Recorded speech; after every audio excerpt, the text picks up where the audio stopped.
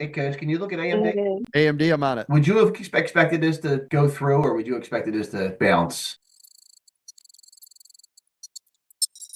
Now let me look. Because I Yeah. was kind of expecting it to bounce on a double top, and it blew right through. Well, remember, anytime it does that, so my stop would be just on the other side of it. And as soon as it blows through, I flip it, right? So if I'm set up, let's say I'm set up for double top, which is like, the ultimate double top is around 115.40. Well, you can see another double top. It's on a double top right now. This could pull all the way back and break back through. See it at 115.55 from previous day, everybody? So you got a couple here that Yeah, I have that marked too. I had 115 marked. Yep. So the way that I would do that, let's say I had it at, 115. Well, my stop will be just above it. And then once it blows through my stop, well, I already know it wants to go that way. So I'll reverse flip the script and I go long. And then my stop is below the 115. So if I misjudge that and it does go the other way, that stop will cut it out. Boom. And you guys will hear me say I'll flip the script, meaning I went the opposite direction I was in. And now I will ride that up. Yeah. And the beauty of it is, even if you took the L off the first one, if you flip it, usually you'll make up the difference right away on riding the trend that now broke to the other side of what you thought was going to pull back. Is there something that would have been a telltale though, making you think this was not going to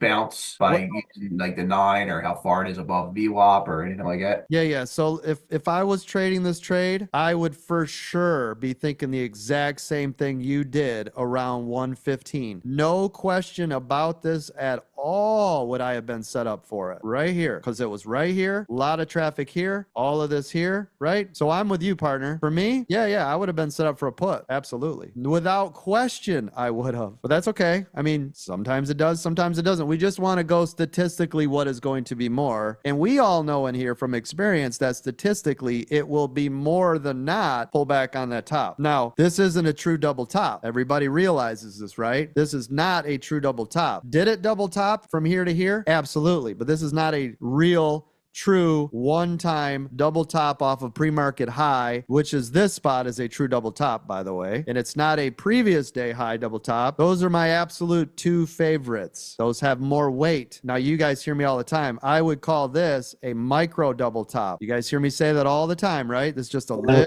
micro double top area. It's not as much weight, but I still give it weight, but it's not half as much. I mean, look at this. This is a previous day double top and pre-market. So technically this is a triple. Yeah, got you, Coach. Yep, Yeah, yep. looking at SMCI. Now, SMCI is something right now that I would think that might break through because of how quick it came back up on a triple top. That's correct. And now, and check this out, right? If we look at big picture, what is this move right here? What is that called? Cup and handle. Up and handle. Right. And you see where it bounced? Bounced on VWAP, coming back up. Now we're in a retest. So now you know if it breaks through, which is a cup and handle bullish or bearish? Bullish. That's right. So now if it breaks through this retest, I would long the hell out of that, right? Because it already did the cup, pulled back, found support at VWAP, buyers stepped in, retest, and if it breaks through, hammer time. And the 9 just crossed the 21 too on the 1 minute. Yeah, I mean, yeah, and it's all set up for success. I mean, every one of these key areas is now broke through. This is the last phase up here, right? This is it right here. So this is a gold level. Somebody tell me why this is gold and not just a regular resistance level. The more time it touches, the more time that.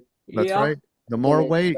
Yep, the more weight it gives it. And you guys understand why that is. It's honestly, the only reason it has weight is because the psychology of everybody sees this. So your eyes as human beings are drawn to this spot. So that is the only reason at all. This isn't some mystical SMCI at $60.21. No, it's because the human brain, everybody's staring at, well, look at this spot, because that's where a lot of traffic is. That's the only reason why anything we do ever in this room is always based on the psychology of other traders minus news. And that is why we always trade off of these statistical areas, because we know what other traders will want to do in that situation. That is also why candles and such, oh, it's a doji. That's because we all gave it that. It gave it power. So as long as we know what everybody wants to do when it does what it does when it gets there, we will be successful. It's kind of like having a playbook. This is the playbook. So we are just using what everybody else sees and does when it happens. Cup and handle, head and shoulders, inverse. We just do what we see that they would do in the playbook. Make sense?